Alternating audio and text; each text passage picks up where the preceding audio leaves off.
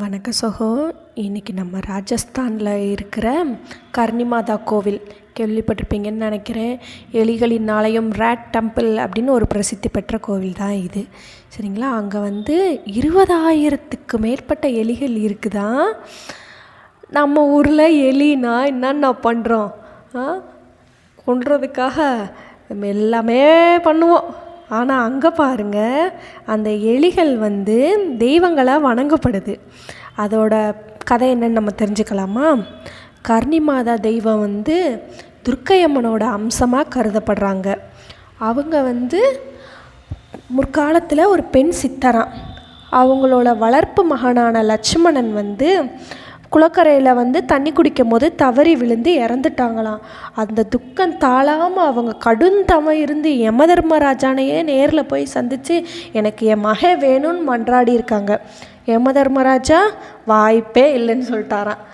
அவங்க அப்படிலாம் என்னால் விட முடியாது அப்படின்னு சொல்லிட்டு மறுபடியும் தவம் இருந்திருக்காங்க.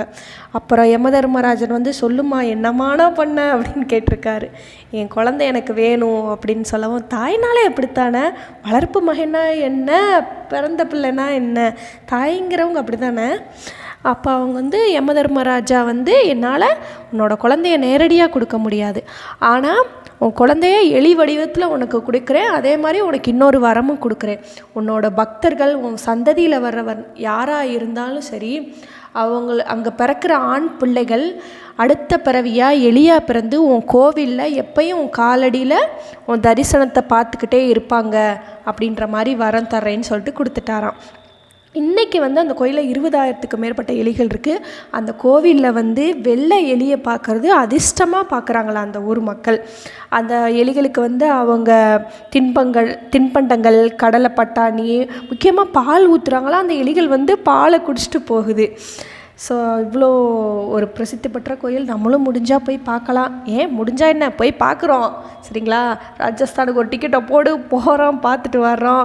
கர்ணிமாதாவோட ஆசீர்வாதத்தோடு எல்லாருக்கும் எல்லா நல்லதும், நீங்கள் நினச்சது நடக்கட்டும், நீங்கள் நினைக்கிறது நல்லதாகவும் இருக்கட்டும். ஓகேவா?